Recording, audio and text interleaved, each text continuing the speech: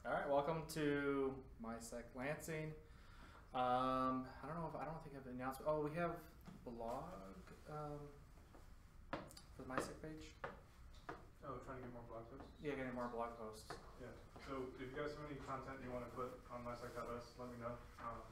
Just greengem94@gmail.com and we can get post up on misec.us. We're looking for more content. So if you don't want to speak but you want to get something out there, that's a different way to do it. So, could speakers also put a blog post up at the same time? Yes, they can put Yes. it at the same time. Yeah. Cross post. We're going to do like a summary and link back to your blog. Yeah. Yeah. Or do a blog post or pre. All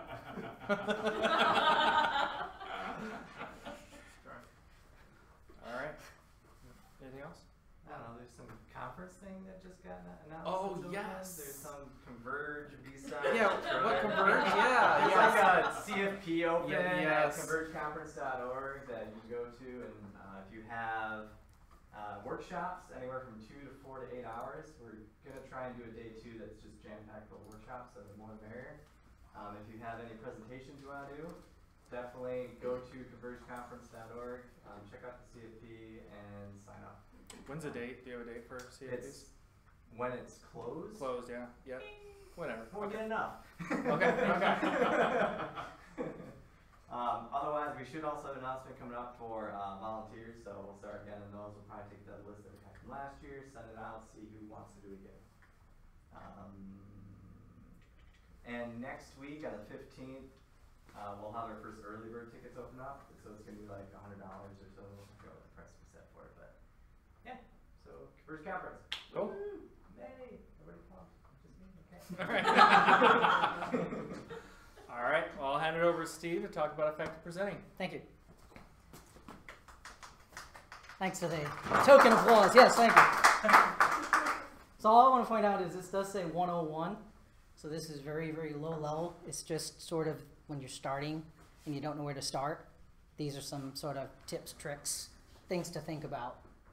While you're thinking about it, the master always said in his martial art, absorb what's useful, reject what's useless, and add your own sort of flavor to things.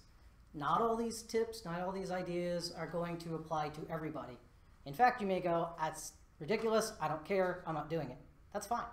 Take what's useful. Maybe all of it's useful. I like to think it's all useful, but I'm biased.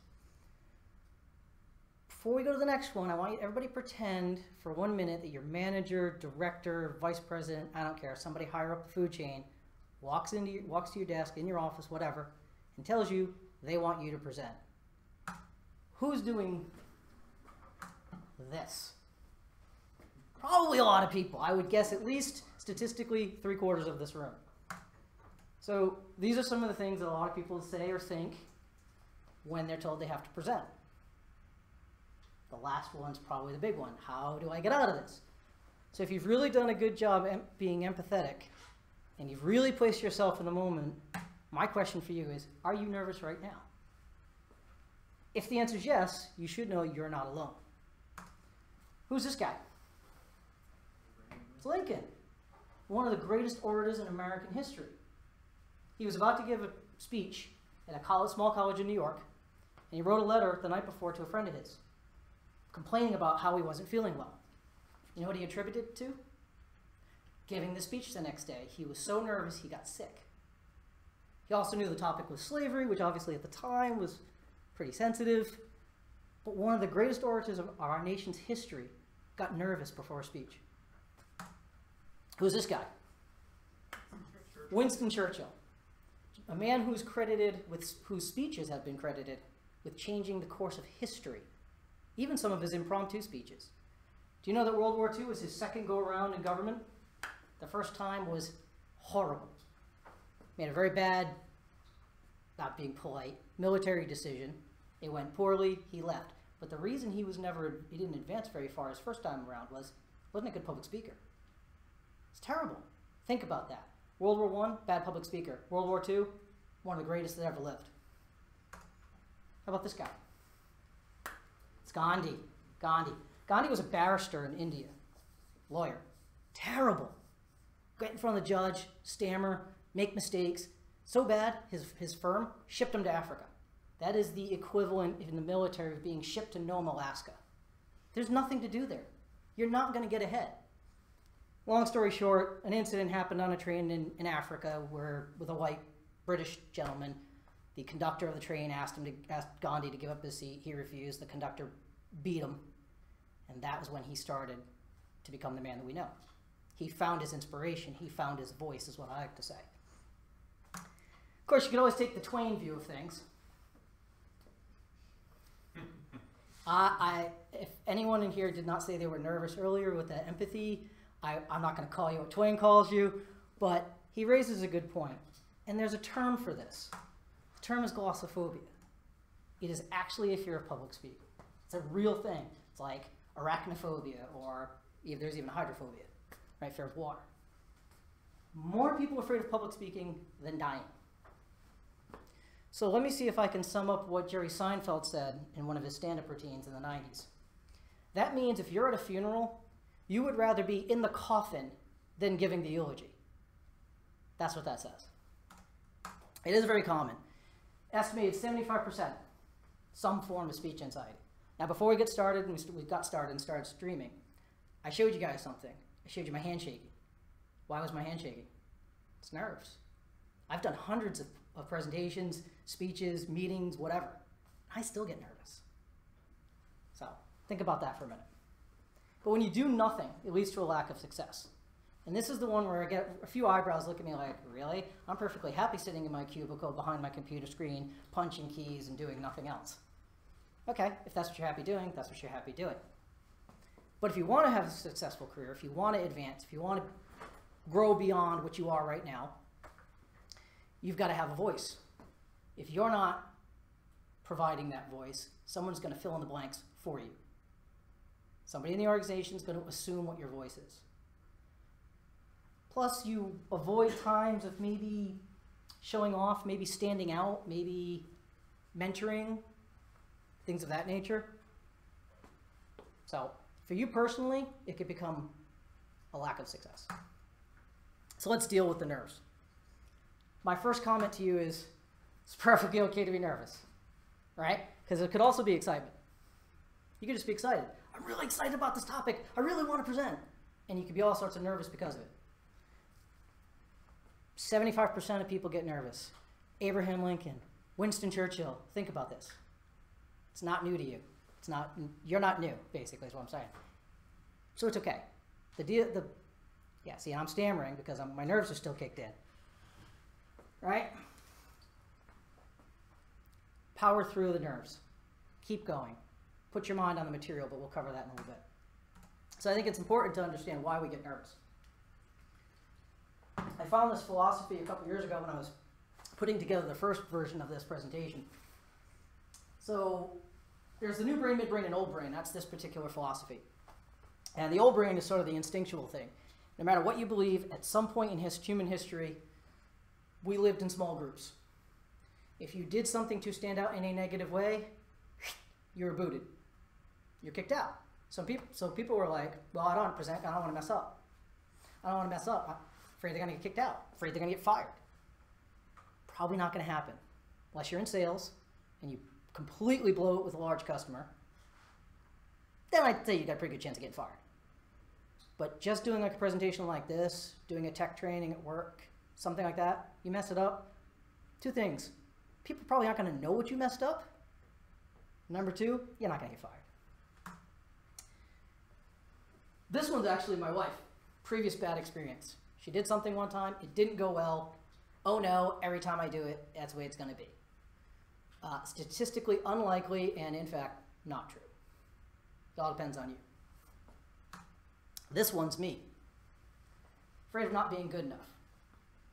So I've come here, I've got this information, I've got this experience, I want to share it. I heard there was a request for some of these things, but am I good enough to give you what you need? Because if you think about things in a transactional stance, you guys need to get something from me. Do I have what you need? That's the question. So that's where my nerves come from. There are ways to cope. This is way before you've even started a presentation. This is not, you're not even at there. You haven't even done a slide yet. Think about the material, your subject. What do you want to talk about? research it. Like, for example, previous slide. I wanted to know, why do we get nervous? I didn't have a great explanation from my standpoint in my experience. So I went looking for one that meshed with my experience. I found the one on the previous slide. Practice. Heard someone earlier say they do better on the spur of the moment than they do with practice. You are an anomaly. Actually, in my experience, it means you have an innate gift that you haven't developed yet. But practice, we'll talk a bit about practice later. I'll give you one way to do it now, visualization techniques. If you know, everybody's ever watched a baseball game, a football game. Batters, what's the perfect swing? What's the home run swing? Pitchers, what's the perfect fastball? A lot of it's in their head.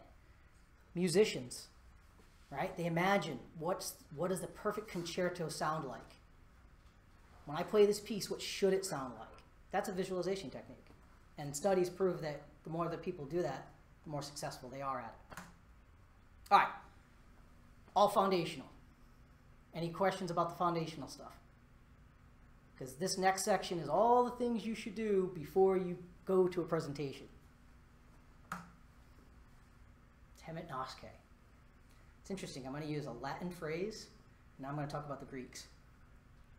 There's a reason I'm using the Latin. It means know thyself. All right? This is why I'm using Latin.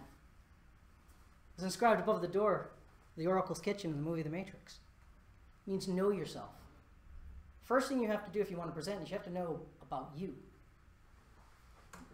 And I usually go into a thing here about, think about what survived from the Greek culture.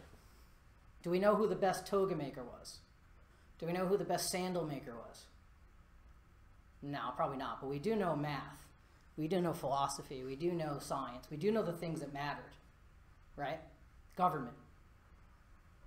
This was inscribed in the forecourt as you went into the temple of their god of knowledge. That's how important it was. That's how important the Greeks thought it was. To me, know yourself. Know your strengths and weaknesses. What kind of a person are you? Right? And eventually, what kind of a presenter, because we're about to get into the different types of presenters. But you have to figure out who you are before you can understand how you take the information and give it to your audience. You will not find these in any book anywhere. You will not find these online anywhere, although except now streaming. But Why, thank you. yeah, these are completely me and my experience. Okay, and a friend of mine made an argument that the game show host and the cheerleader are kind of the same person. I disagree. There's one defining characteristic between them, but we'll get into them in a minute. But just out of curiosity, James, you are excluded from this question because you already know. Which speaker type do you guys think I am? I won't be insulted. It's fine. Just shout it out. Nobody wants to guess. A game show host. Yeah. I would second that. That's actually where I'm most comfortable as game show host. That doesn't mean I don't go into Joe Friday or Grandpa, because I've told you some stories. Oh, wait, no, I'm getting ahead of myself. Hang on. We're going to get there. So game show host. Right? Come on. So game show hosts are meant to keep your attention, right? The focus is on them, the contestant, right? They keep things going, moving along. But the presentation's a show. They use a lot of humor, joke around, probably some stories, so they both pull in the grandpa notion. But they try to make it fun. It does tend to hold people's attention. It does tend to engage them. Downside is, the wrong group, people go, this guy's he's just a mouth. He doesn't know what he's talking about. He's just a mouth. So it can be a very strong downside on that. I've actually run into that. And then I like to think, I show them. I know what I'm talking about. And please remember to have your pet spayed or neutered. So this is right here where the difference is. So the game show host is trying to engage you. The cheerleader is trying to get you excited. It's trying to enthuse you, trying to rile you up, get you feeling good about something. I'd say game show hosts you find a lot with salespeople. This is a blanket statement. I understand it's a blanket and it's not always true. However, in my experience, in general, that's where you find them. Cheerleaders are maybe an agile coach, sometimes a manager. They're rolling out a new, like the company's doing a new, I don't know, well, how about a rebrand, right? They want you to be excited about this new brand. It's fresh. It's great. they'll be cheerleaders for that. Same upside as a game show host. Same downside. Because you're like, okay, great, I see the pom-poms, so what? Actually, one of the Agile coaches in my company saw this slide and she said, thank you for making both a male and a female there and not being sexist. I was like, well, I'm not sexist. Joe Friday. Where do we think, does everybody know who Joe Friday is? Dragnet, 1950s, 60s, just the facts, ma'am. People would go off on stories and you'd be like, nope, just the facts, ma'am. So who do you think Joe Fridays are? A lot of Technical people. Technical people. Yes. Programmers, engineers. Yes, absolutely. Just give me the facts. I don't care about anything else, just the facts. So where are the positives, right? No fluff. So there's no game show. There's no sideshow. There's no Ferris wheel, right? Nobody swallowing a fire sword, nothing like that, right? You get all the information and you're not going to alienate somebody. Because a lot of people don't like my sense of humor. And I have met all of them. Believe me. But depending on your audience, it could be boring. If I have to sit there and go through a tech talk and all they're doing is fact, I'm asleep halfway through. But that's me. Let's suppose you're trying to convince somebody to do something, make a purchase, change the operating system, whatever. Evidence alone might not be enough. People routinely underestimate sort of the emotional value or the, what do they call it? Whiff'em? What's in it for me? So Joe Friday's great, and you'll notice sometimes I'll go in and out of Joe Friday, and I'll go back to game show host. Maybe I'll jump over to Grandpa, which you'll see in a minute, but you'll go in and out. Yeah, I'm not reading this. There's a point to this slide. At any rate, Socrates, teachers, get you thinking. It does engage the brain. It does get people into the conversation. Problem is, it's really easy to follow a rabbit down a hole. Really super easy. Some people don't like to be quizzed either, right? If you want to stay on track, Socrates is probably not the way to present. Fantastic for teachers and professors. Grandpa, my favorite. They tell stories. I remember when I was in the first WW1, whatever it is Grandpa Simpson says. Yeah, right. Well, what's Mr. Burns now, like 180 or something? Good things are, people know, if you don't have a grandpa that did this, you know one. You probably know an older gentleman who's got stories and talks about a different time and what they did when they were here or whatever. So it's welcoming, it's not threatening, people can relate to it. Bad side, you really can lose technical audiences with the wrong stories. All right? And some people don't want to sit and listen to stories. They want facts. Like technical people. They want facts. The best speakers I have ever met go in and out of all 5 of these, depending on what they're doing. So for the most part, on this slide, it's been Joe Friday for me. Right? The best speakers in and out. In and out. Now that you know yourself, actually, do you know yourself? Does anybody want to venture what type they are? Nobody wants to volunteer? Well, I've given some Joe Friday talks. Right. I would expect Joe Friday talks from a group of programmers, from an IT group. Wow, no, that just shocks me. I presented this, and one guy at my company went, "I don't know if I'm happy to hear this, but I know I'm a Joe Friday." I'm like, well, you're not locked in, right? It's like a Myers-Briggs.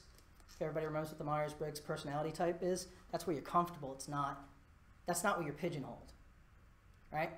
Because before I went into sales, I was probably a Joe Friday. And they taught me how to be more game show host. Right? I learned that. Now I'm comfortable there. And I have to relearn Joe Friday. So you can go in and out. It's just, it's a good thing to know who you are. Because if you're a Joe Friday and you're presenting to a bunch of finance people, or purchasing, or HR, this could be painful. Because they're into a lot of social aspects. They're into social impact of something.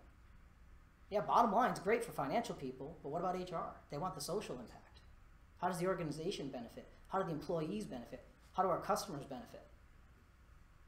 It's not necessarily all facts. So you got to know where you're starting from, and then you have to know your audience. So there are 3 types. We've already alluded to the technical audience. We've already alluded to the non-technical audience. The tricky one is the bottom one. And I don't even like my answer to the bottom one about how you deal with it. How do you think you deal with these guys in general? If you're presenting to these groups. A little bit of both. For the mix? Sure. What about for non-technical? Let me give you the punchline. So, let's face it, engineers, technical people, we like details. The devil's in them, and we love them, right? Sales, marketing, management, they want to know those organizational impacts, right? So they're worried about, in general, features, benefits, and I use those terms very broadly, because you might be suggesting, you know what, these Dells stink, right? I'm making this up. If there's anybody from Dell watching this, I'm not bashing Dell, I'm just using it as an example. Like, I don't like these Dells, we need to move to Macs or whatever, right? Okay, why? That's fascinating.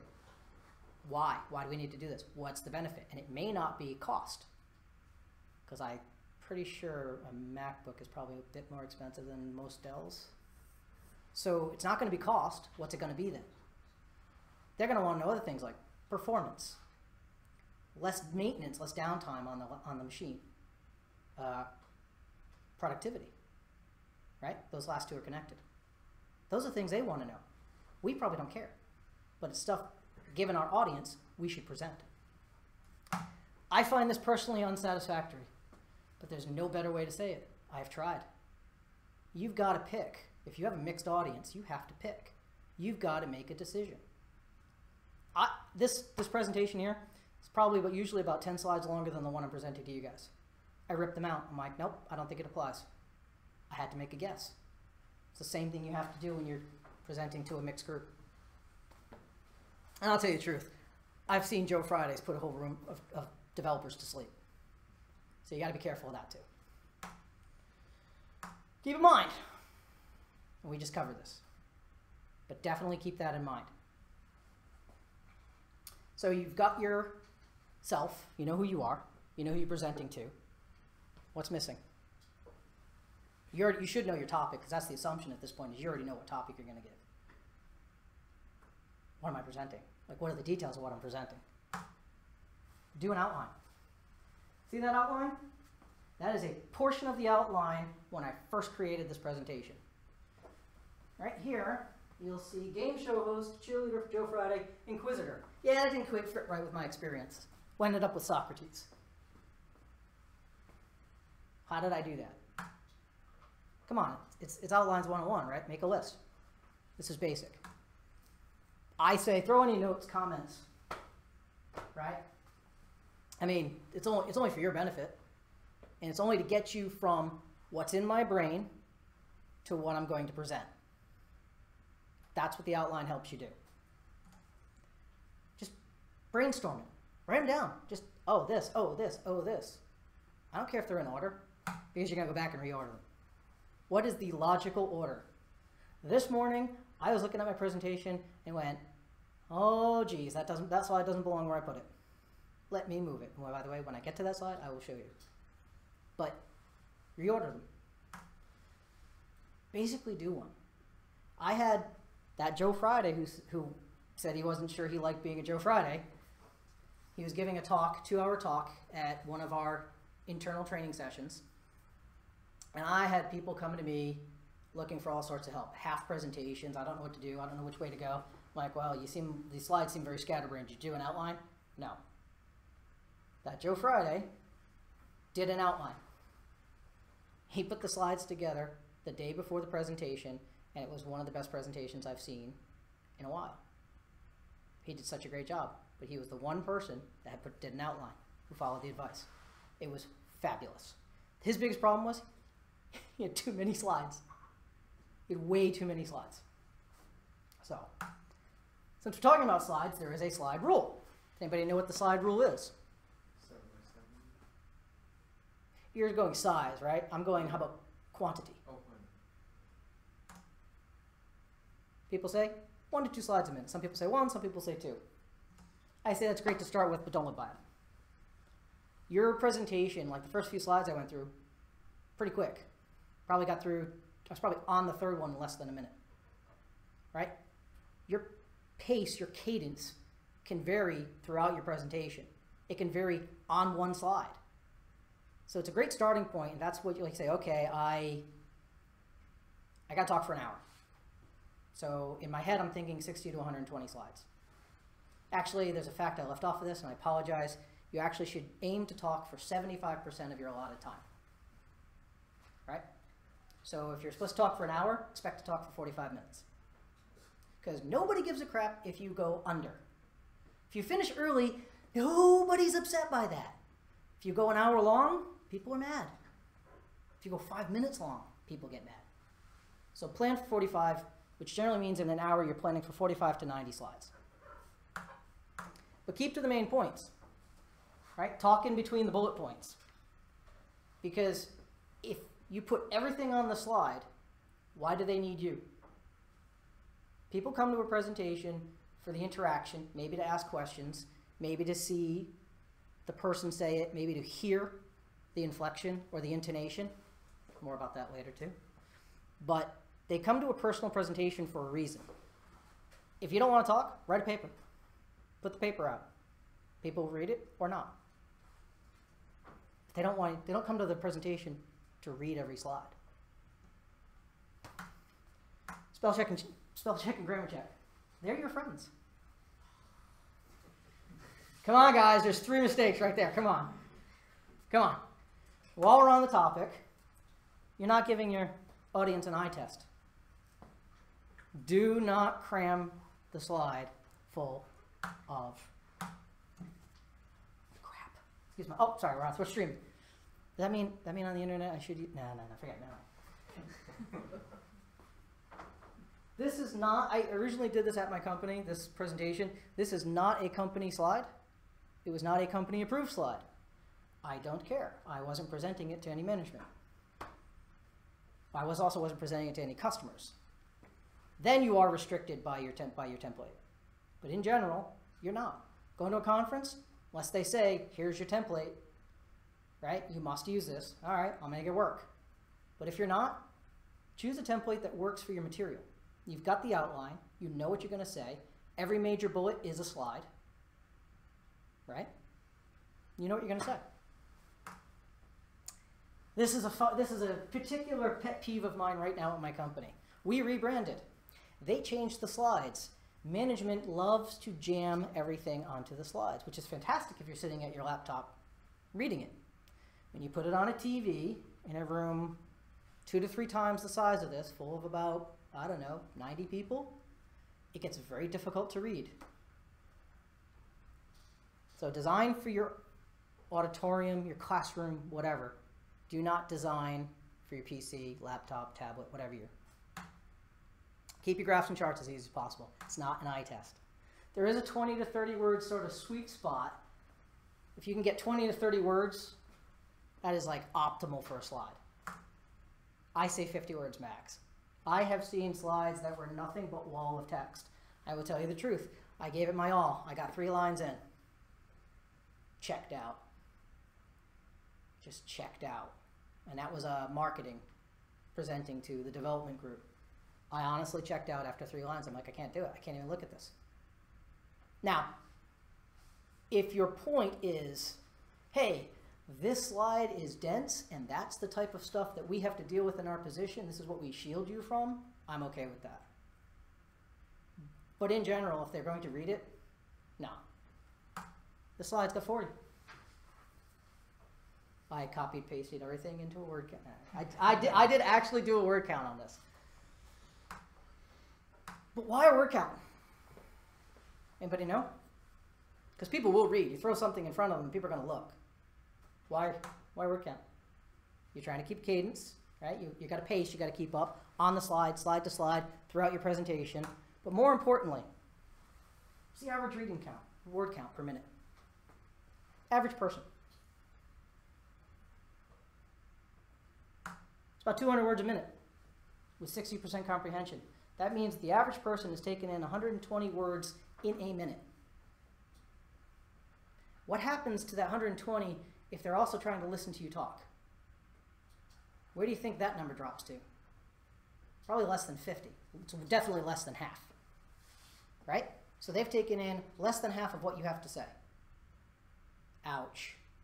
That's not good.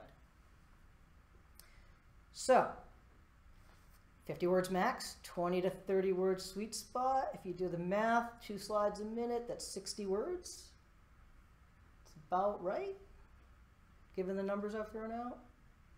That's why. There's data you want your audience to have. Separate document. This is my bot. I have seen people cram absolutely everything into a slide. And I'm like, okay, I need glasses now. I can't read that. It's painful. It's painful to watch. And your audience just goes, yeah, I'm done.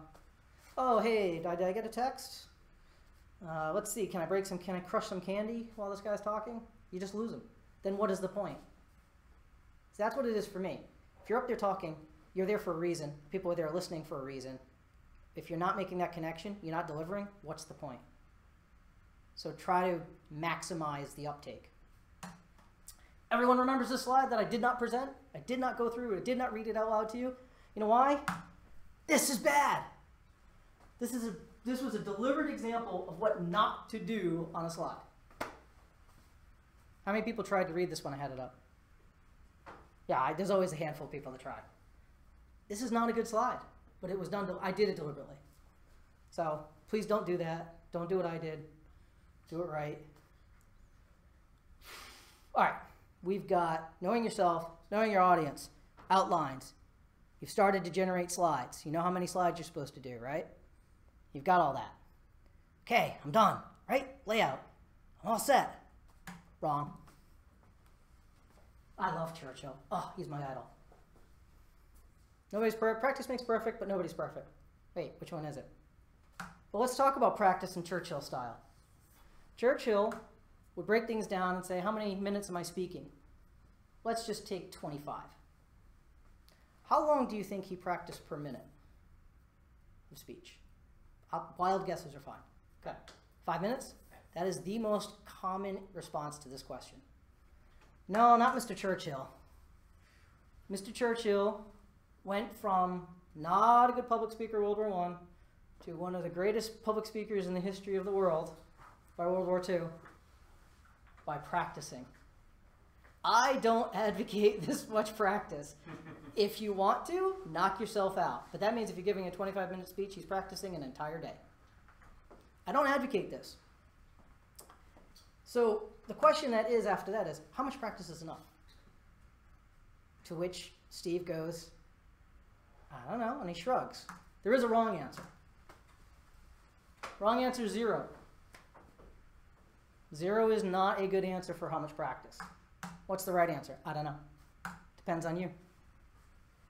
I can tell you that this version of this presentation has been practiced at least 5 times in the last week. In its entirety, although I didn't necessarily start at slide 1 and finish the last slide. Pieces. But every slide of this presentation was practiced at least 5 times in the last week.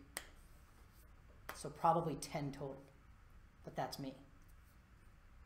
A lot of it's in my head. A lot of it's like, I don't know, this is bugging me. I know there's something wrong with my presentation. I'm going to practice it. So I'm going to pace around my kitchen table and just move the slide when I'm done speaking in my head. That's just me doing that. Or it's me boring the heck out of my wife and making her listen to it. Yes, being my wife comes with hazard pay. How about arriving? Hey, Jed, what time was I here? Before I was here. 6:30 roughly, right? Be early. There are companies where being early is like, what are you doing? You're wasting time. 5 minutes late is on time. I don't, not for speaking. Setup takes time. I actually had put my presentation in the wrong drive. So I had to basically VPN in, get it off the drive, pull it to my computer. Whoops. There are meeting room quirks. Like a class scheduled just before that. Yeah, it could be a class in the room that you're in before, right? But most importantly, arriving early shows you care. You're ready to go. I'm ready. I've got something to give you. I care about this.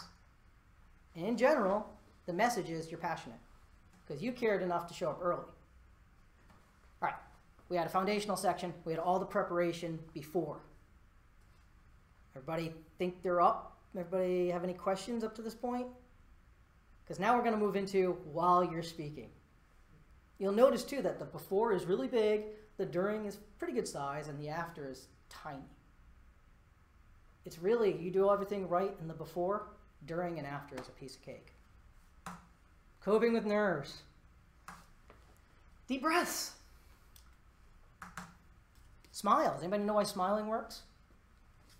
Convinces your brain that you're fine.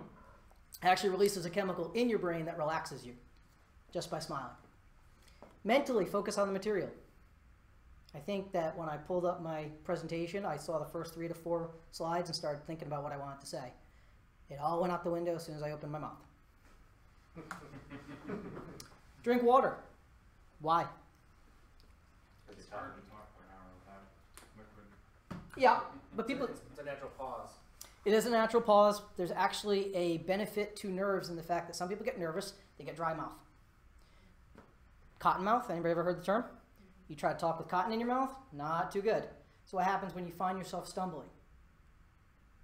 Right? An inexperienced presenter will continue to trip and fall on their face. And it's like a snowball, right? It just gets bigger going down the hill. This is the one place I will pat myself on the back. An experienced presenter makes a joke. Or ignores it. Just powers through. I was in the martial arts for years. My instructor always told me when we did a demonstration on the street, if you mess up, don't matter, keep going. Nobody's going to notice. You're going to notice, no one else will. So, water helps the cotton mouth, helps you keep going. You could always mentally act like you're just with friends and family. There's an asterisk there, we'll cover it in a minute. Friends and family, just like you're having a conversation. Right? That's all I'm doing. I'm just having a conversation.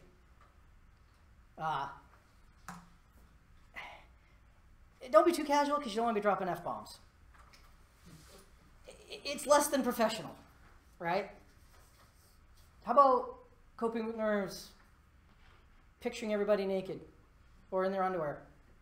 I don't advocate that. If it works for you, more power to you. I have never found that works, and in some cases it could make it worse. So I'm not an advocate of that at all. So tell me, who's a subject matter expert during your presentation? You are, right? Because no one can tell me more about what's in my presentation than me. Now, does that make me the expert on presenting? No. Do I know everything about presenting? No. I don't. But for the purposes of my presentation, I'm this me. Okay? If you don't have all the answers, it's fine. It's fine. You don't have to. There's nothing wrong with saying, I'm not sure, let me check, and I can get back to you. That's a great question. I hadn't thought of that. There's nothing wrong with it. This is usually the part where I ask people about a credibility slide. I will present the one that I put in this slide the very first time I presented it. Does anybody know about the Hindenburg? That's what happened. 45 people in a room. I was fairly new at the company, didn't know most of them, and I just watched it just crash. I went back next day, took it out of the presentation. This is the first time it's found its way back in because I'm using it as an example. I'm not going to tell you all about me, but this is basically it. And in that have been hundreds of presentations. But do you need one? That's the question. If you're speaking to a new group, maybe. You have to make that call. You have to make that decision. Probably not. If someone, how do I say this? If an organizer of the conference or something specifically came to you and asked you, you probably don't, because they're going to promote you as knowing. But maybe you don't know the organizer very well and they're just desperate for presenters. Maybe you do. I leave it entirely up to you. But that's what one could look like. So what qualifies me to talk about presenting? Well, there's my experience presenting.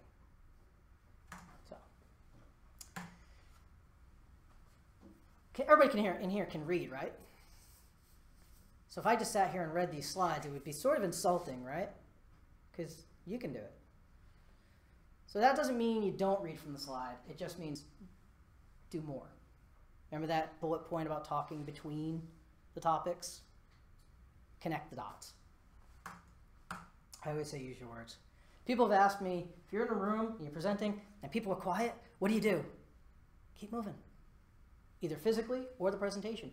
Keep going. Maybe you're doing a great job. Maybe you're answering everybody's questions because everybody comes in, list of questions, list of, hey, what can I get out of this?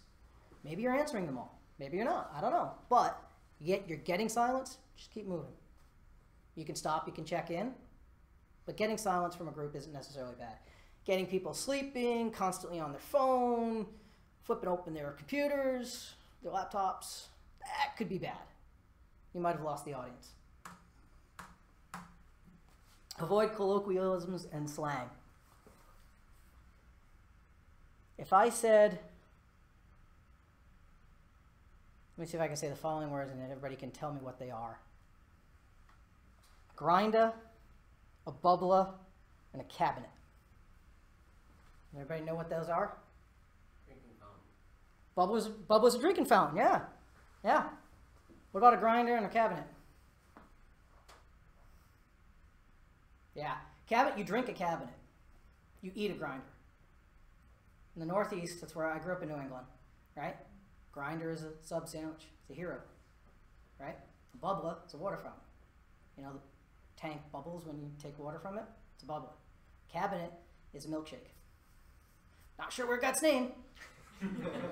but now if I was talking and I was using those terms, you guys would be like, a what? Something he sticks things, what? So sometimes you got to avoid the colloquialisms. You really got to try to avoid pop culture reference, and yes, I understand the irony of me loading this presentation with pop culture references and telling you not to. But I had a pretty good idea about the audience, and they absolutely made my point. So I'm going to give myself a pass. I'm going to give you guys a pass on that one too. Avoid politics and religion, obviously, but I sort of don't do myself any justice or you any justice if I don't tell you that. That having been said, I'm about to give you a pop culture reference using a political figure. All right, here's my disclaimer, and this is a serious disclaimer. I am neither advocating nor criticizing any political party or person. This was just an interesting pop culture reference that was made, and I thought it was rather silly, the reaction to it, but I thought it makes a nice point. So that's all this is. All right, serious stuff aside, what is former President Bush doing right there? What is that gesture? What is it? Rock on. What was the other one? Texas Longhorns. Hook 'em horns for the Texas Longhorns. Okay. In fact, what was happening when he did this, the Texas Longhorn marching band, University of Texas Longhorn band, was passing him. I believe this might have been one of his inaugurations. He went, having been governor of the great state of Texas, hook 'em horns, right? Okay. Here's what the headline said the next day. It's a satanic sign. Wow. Whoops. Here's what that sign means around the world. So in the Mediterranean, you have an unfaithful wife. Russia, it's like, I always think of the Kardashians when they talk about the newly rich, arrogant, and poorly educated. Sorry, Kim. Sorry, Court.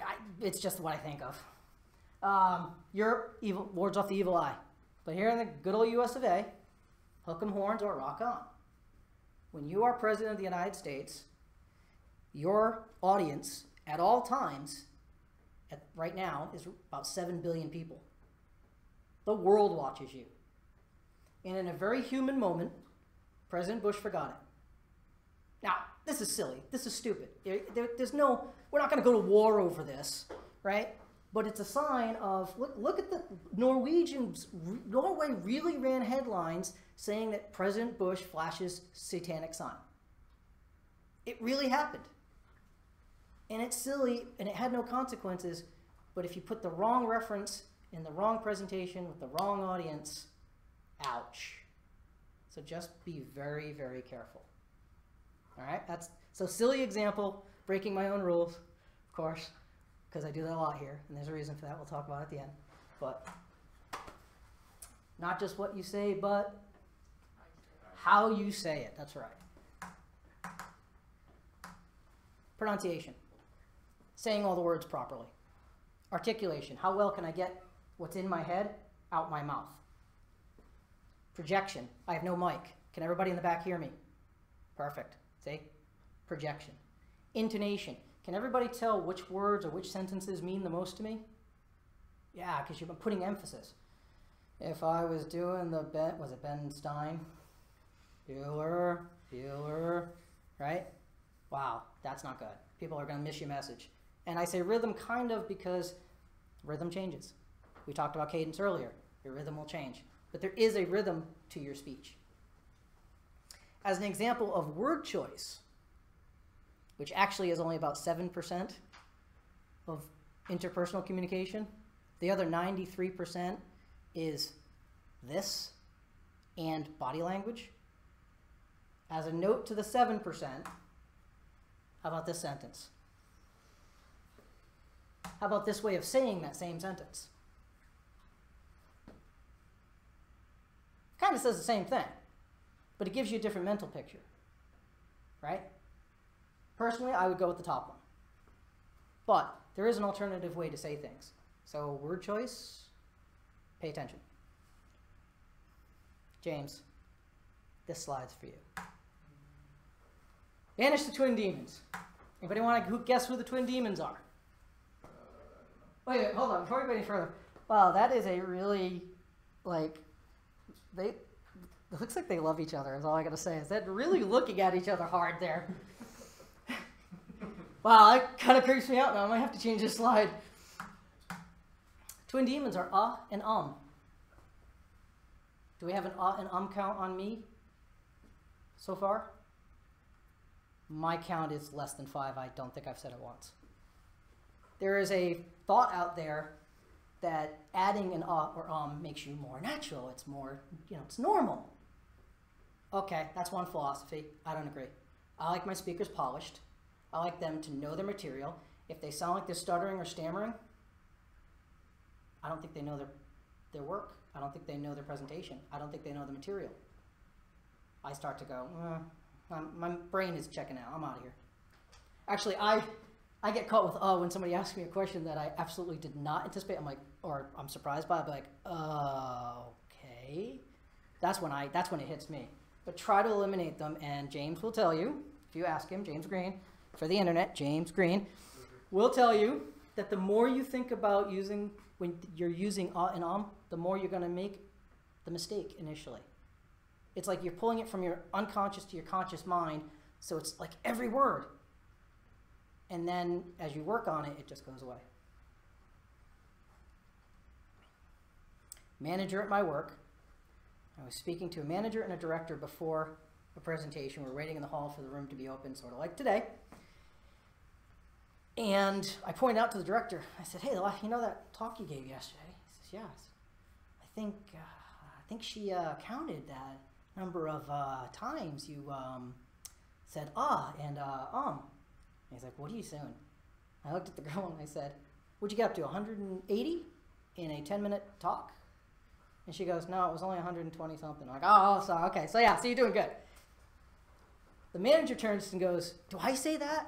I'm like, well, yeah, you kind of do. Every word, every sentence would be and the guy's a great speaker. Once he gets past that it's fantastic.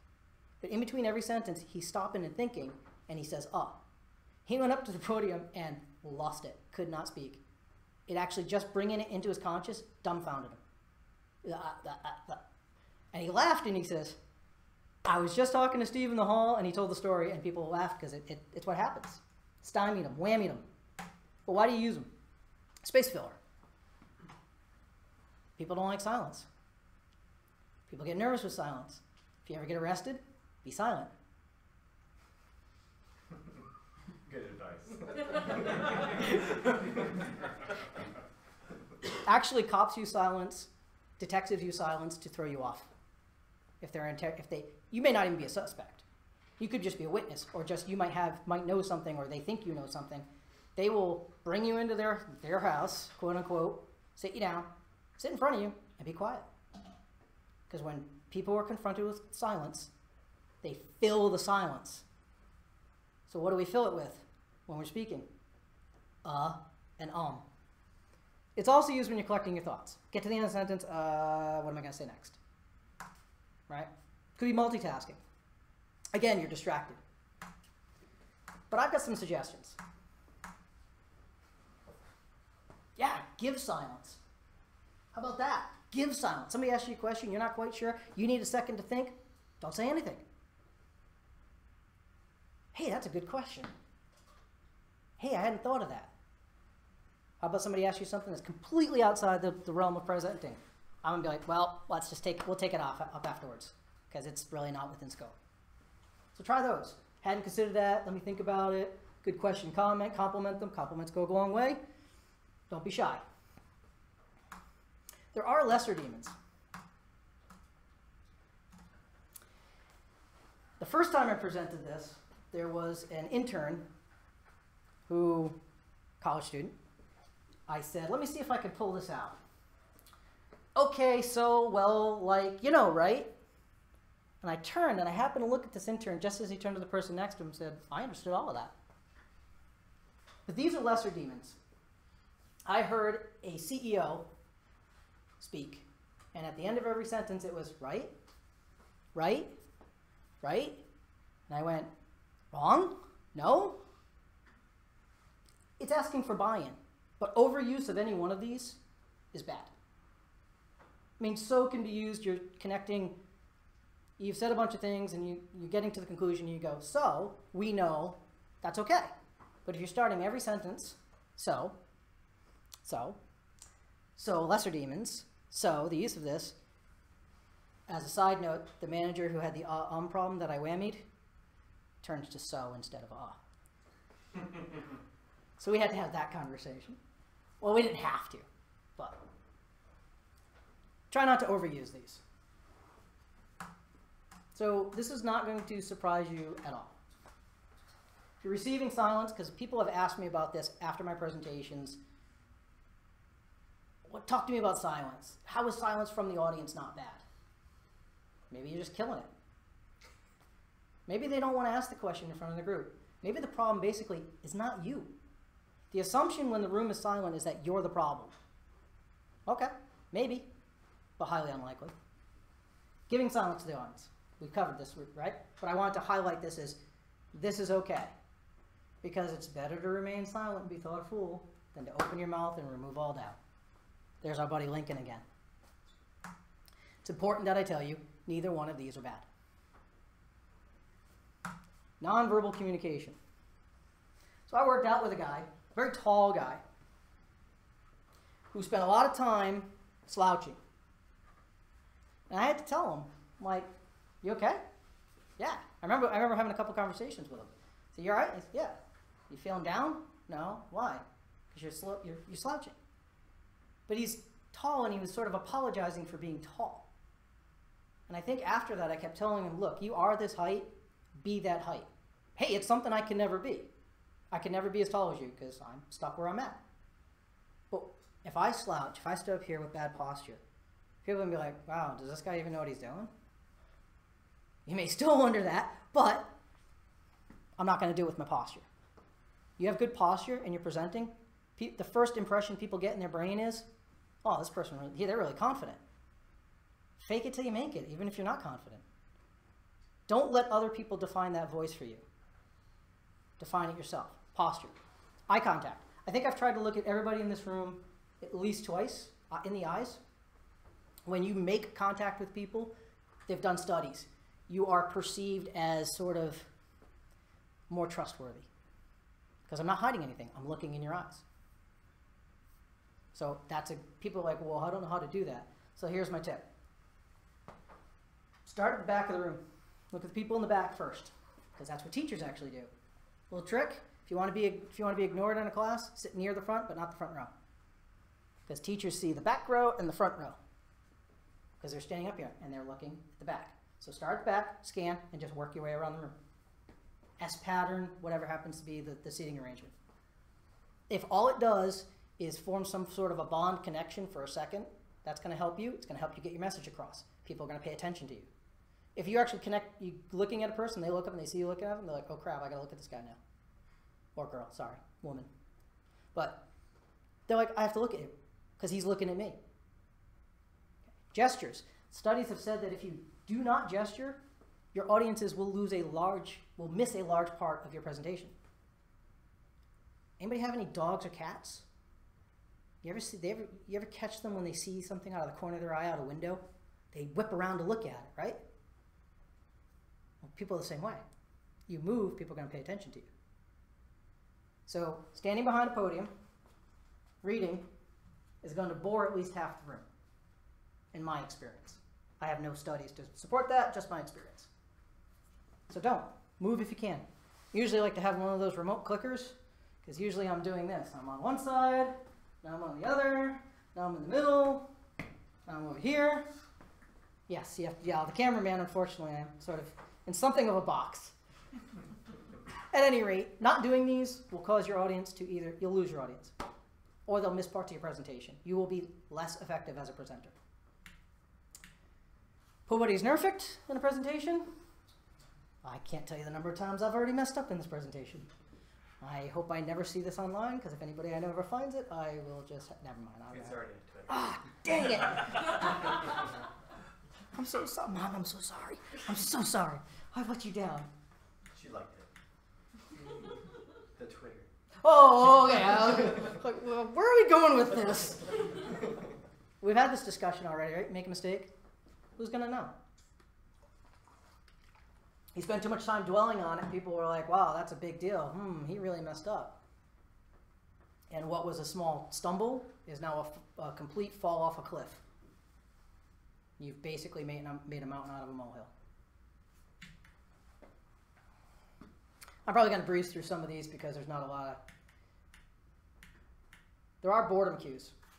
A lot of people yawning. Could just be a hot room. They could just be tired. But say, you got 5, 10 people yawning. That's bad. People constantly checking their technology. Unfortunately, also, this is the age we live in.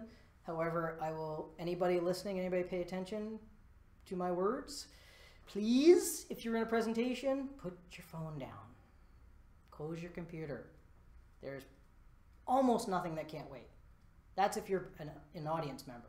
If you're a presenter, for God's sake, shut off the ringer on your phone. Or just shut your phone off. My phone's back there in my bag. I have no idea. My house could be blowing up. I have no clue. Nothing I can do about it. Not once have I gotten an instant message ping during this presentation. Shut those off. Not once has my laptop told me an email's come in. Please shut those off. That's my soapbox. I will get off my soapbox. But there are ways to regain attention. Change the tone of your voice. Change your tempo. Maybe you find yourself going Joe Friday and you're monotone. And all of a sudden, there's a line or a slide that you like. Hey, pick it up. Show that enthusiasm. You can change the tempo. I can speed up. I can speed up this presentation. I can slow it down. We can be here tomorrow. No, that's not true. You can always ask a question, right? People are in the audience and they're maybe not paying attention. You ask a question, ears perk up. You know why? Same reasons why saying, now this is important, is effective. What is FOMO? Fear of missing out. Fear of missing out. We have 24-hour news. Everyone's got a smartphone. We're connected to instant messaging, texting, email, 24/7. Why? Convenience? No, most people are afraid they're going to miss something. So you say, now this is important. The next thing you say had better be important. That's the only danger on that one. You can always schedule a demo if you know a particular part of your presentation is dry, right? It's really, you're going to lose people. Do a demo. That perks people up. I will tell you through experience that there are some IDEs that don't lend themselves to presentation halls. My advice there is do the demo ahead of time. Clip the code or whatever it is that you need. Place it in your presentation. So the before and after, so you have a before slide, you do your demo, right? And then you show them the outcome. That's the best way around that I have found. Or how about just move? There is a rule of thumb for moving. So this slide has 6 bullet points. I should have found 6 stations. So usually there's 3. There's the far right, there's the far left, and there's the middle. You say 1 point from each of those places. So I would have done 2 laps under ordinary circumstances. I just remembered something I forgot. See these bullet points? If you're going to do a presentation for Google CEO, don't have a bullet point in presentation. He basically sees a bullet point, he'll throw you out. He has a rule. There will be no bullet points in a presentation. You know, there's a debate too about white space versus bullet points. Both can be effective. Do what works for you. Know your audience. Know what works for them. This was a style judgment call. No, we're not quite to the end yet. Hold on. Be prepared for them. So you know your presentation. You know what people might ask you. So be prepared for that. Don't have to write them down, although if writing those notes down and having a book with you helps, do it. I heard an expert on public speaking say, answer the question you thought you heard. Excuse me?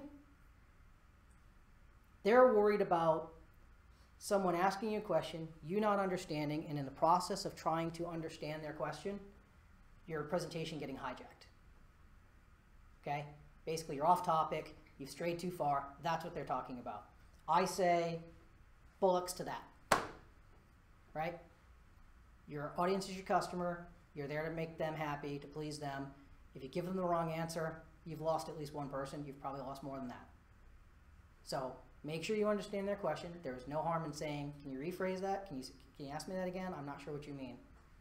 And get to the bottom of it and give them the right answer. Again, don't know the answer? Say so. But take it as an action item. Okay? This is the slide that I actually had put in a different place. And I'm like, no, this works for during. Because you might hit a point where, so we do code demos, right, for our stakeholders. And you might get asked to present something, or on the spur of the moment, you might get asked to say something, right? Maybe it's something you just worked on, you don't have anything to demonstrate, but they want you to talk about it. Left-hand rule, right? You have an introduction, conclusion, and 3 points. May not always need a conclusion, may not always need an introduction, and you may not need point 3. But it is a good, forgive the pun, rule of thumb to start with. And nothing says you can't make a note, and you can always go back to like grade school and write notes on your hand if you had to. All right, take 2 minutes for an impromptu speech or a short speech. All right, promise, we're right near the end. Afterwards, hand out any of those graphs that you did not put in your slide deck because you did not use your slide deck as a data repository. Hand those out. You will, any I'll check into those or I'll get back to yous. Do them. There are relationships, networking. It works. You can always take a look. Like I'll probably ask James later about how I did and he'll probably go, you stunk. Right? But I'll probably ask somebody. I'll probably ask Jed too. What'd you think? How'd I do? Too long? Too short? No, that's me.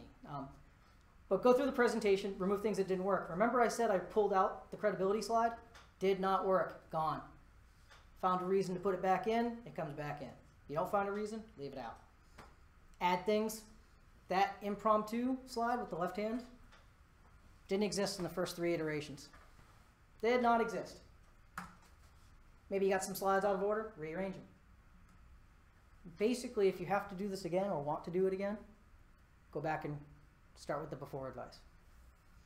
Basically start over. Although you've already got an outline probably, so really all you need to do is fill in any gaps. That's a lot easier. Modifying is a lot easier than creating a presentation. And lastly, find opportunities. It's a skill. Practice it. Yeah. Ah, dang it, I didn't mean to give you a softball like that. If you have interest in speaking at MySec, please contact your local. Oh, walked into that. Thank you. I found another mistake. I left my Gmail address in this. want to present that slide. The last slide is basically find there are other resources. No, because my email will get flooded. God, you stink. No. We'll just sign you up for a talk at Converge. I'm not opposed to that. I am not. I am not opposed to that. But anyway, I know people have taken the public speaking by Dale Carnegie. It's excellent. It's good practice. It's a little. I don't know how you feel about role plays, but it's very role play. It's when you sit down and you're just going back and forth trying to figure out how it would play out. Coursera, I've not heard anything bad about them ever. Actually, I'm not sure that's an active link. I should have checked that today. Sorry, guys. But Coursera had offered courses in public speaking. It's pretty good. And I was going to take my email out and say, if you guys want more practice or anything, basically talk to Jed and I'd be happy to do a workshop. It's not difficult to do a workshop. So at this point, I'll ask if there are any questions in the room. Or do people just want me to shut up? No questions? None at all? That's a first. Come on, hit me. Test myself. Test my theories out. All right, I'll tell you what. I'll throw one out there. Why did I use so many pop culture references? Why did I use that slide, that Socrates slide? Right? Why did I do that? I did it because these are guidelines. These are not hard rules. Almost every single thing I said can be broken as a rule. There are ones I wouldn't break. I wouldn't break the politics and religion too often. I would definitely do an outline. I would definitely know yourself. And I would definitely put yourself in the shoes of your audience or the seats of your audience and try to figure out what they need. So it's sort of a balance, right? It's like you have things that you think are important, and then you have what you think your audience needs. Like that whole section on nerves, I thought about throwing that out for you guys. But I'm like, no. 75% of people have some form of anxiety. That is the number one reason people don't present. I don't want to, I'm too nervous, I don't like it. Because they're nervous. It's important to know why we get nervous and how to conquer it. So. Any thoughts on material selection? Yeah, actually. So yeah, I did this presentation assuming that you guys would have a topic. You'd come into this process with a topic. What you're talking about is topic selection?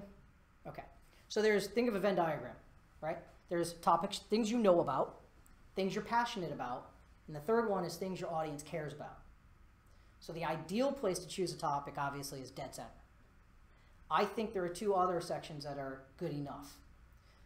So you can be very knowledgeable about it, and your audience could care about it, and you could just care less. You're like, I don't care about that. But yeah, I know a lot about it. You can learn to love something by finding a new way to present it.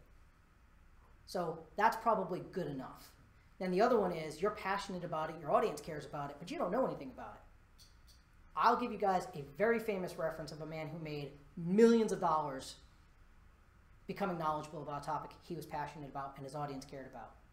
Has anybody ever heard the name Tom Clancy? Tom Clancy knew, excuse the language, jack shit about military technology.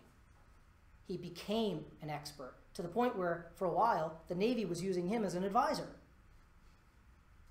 I think it's what I read. Doesn't make it true, but that's what I read.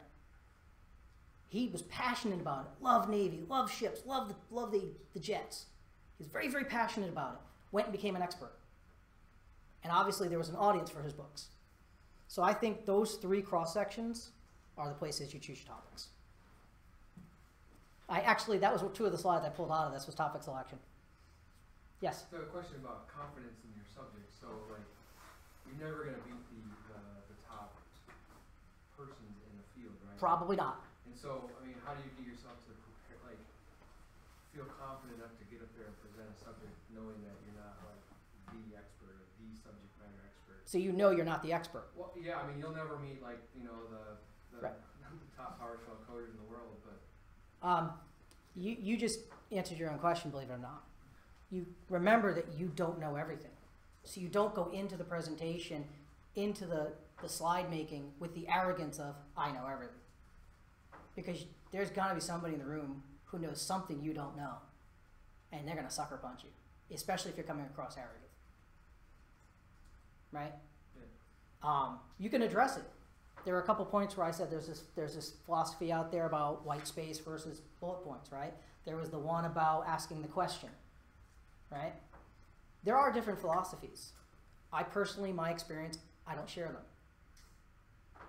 You can present alternative theories or attitudes if you know them.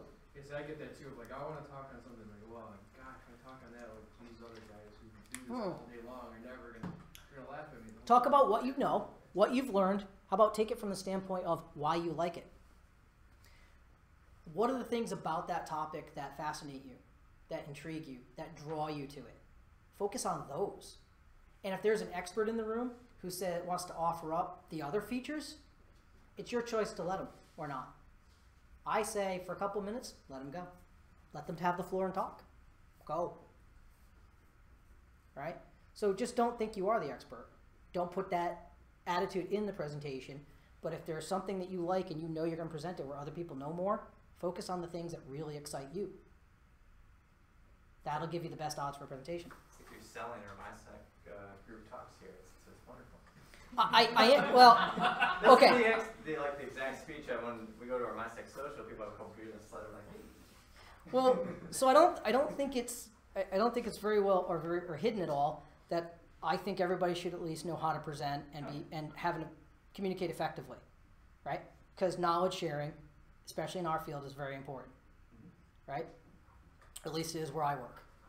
Okay, but if you're inhibited from having that positive interaction because you can't present, then you need to work on your skill of presenting. And to me, I think I'm very passionate that everybody should do that. So I don't have to sell it for you. I'm just selling it. If it happens to benefit you, yes. Yes. That's what I'm going out with right now. But that all being said, I mean, if you're ambitious at all, you should find reasons to present. You should look for the opportunities. If you're not ambitious, look, my wife has done basically the same job most of her career, and she's very happy doing it. She doesn't want to be a manager. She doesn't want to move up. She wants to do what she's doing. She loves it. Fantastic. Do it. Be the best. I jokingly call her a cog, right? She's like, shut up, right? But I'm like, be the best damn cog you can be if that's what you want. But if you don't want to be a cog, if you don't want to have being a cog inflicted upon you by your inaction and by other people's actions, then you have to at some point find a voice, get yourself out there, show what you can do. Maybe it's mentoring, maybe it's tutoring, I don't know, but and that is going to involve presenting, whether you like it or not. So I always leave the decisions up to my audience. What do you want? If you don't care, throw everything I just said out the window. Just forget it all. Walk out of here, go have a beer if you're old enough, and forget it. Kill that brain cell that retained all that information. Who cares? But if you do care about moving up, there's got to be at least 1 or 2 tricks in there that'll help everybody. So it's so funny too in my company now. 3.5 years on from the first time I presented, and there's one of the leads, one of the team leads was yelling at people going, have you guys not been listening to Steve? You're going to present to 100, 150 people. Go take 2 minutes and prepare. And I heard that on the sly, and I went, did you really say that? He goes, hell yeah, I did. Because you're right. So I look at that as a positive or as affirmation of what I've done is right. So, sorry, God. No, I wanted to say thank you because I've always had issues, especially with preparation, because I've seen others around me, coworkers, classmates, whatever, go through and like, I'm going to prepare in front of you. You just stand there and I'm going to do my thing to you. I've never done that, but I'll do it internally. That's a good place to start. Honestly, I always thought I wasn't actually preparing, so. No, heck no. Preparation occurring in your head is just as effective in my experience as presenting. So I have not, there's like what, 9, 12 people in the room, right? I didn't practice in front of 12 people. The most I practiced in front of was 1. If you look, technology being what it is, webcam. You got a friend? They don't even have to be in the same room as you. You got a coworker you're close with? Hey, can I run this by you? Right? Family member, spouse, whatever. Can I just run this by you and see what you think? You don't have, they're like, well, I don't know anything about that. You don't have to. Can you follow my presentation? Is my delivery okay? If you start finding yourself stuttering and stammering to your friends and family, that's when you need to go back to the calming down, the deep breaths, the smiling, right? Because it can be nerve-wracking because all eyes are on you, right? There's a spotlight right on my head. Whatever. I'm glad to hear you say that, but it does. I mean, ask the best hitters in baseball if it works. Ask Matt Stafford about throwing passes if he visualizes it. He's going to tell you he does. They've done neurological studies and it's just as effective. Yep. Like your brain thinks it is the same thing. It's a repetition, right? Muscle memory. Your brain's a muscle. Don't only do the same section every time and just do the start because that doesn't count. But Okay, so hang on, real fast. You're gonna love this. The easiest slide in this whole thing to present is that one. I don't have to say a word. Hi, thank you for coming. That's probably the most I have to say there, if that. Right? I do like to explain that this is basic level. There's stuff about how do you handle hecklers, right? There's a whole level too. But this is the basic stuff that gets you started.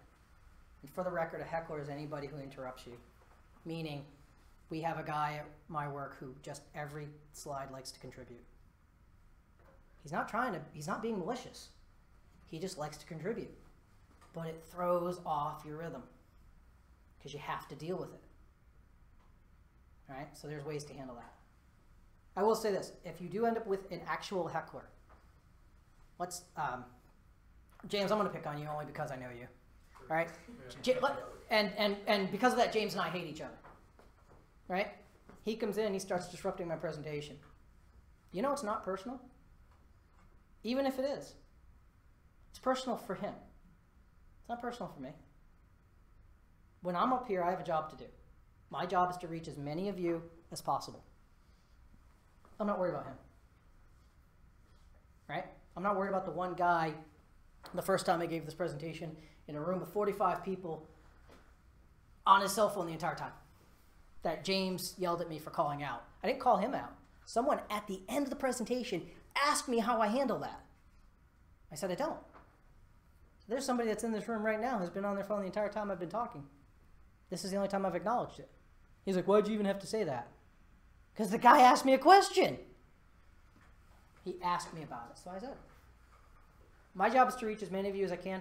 If I can't reach every single one of you, well, law of averages, if I reach 95% of you, hey, that's an A. I'll take an A. I don't have to be 100. You know, there's the old joke about Christianity. It's been around 2,000 years, hasn't converted everybody yet. Right? Anyway, that's it. All right. If there are no more. Sorry. Thanks, dude. Hey.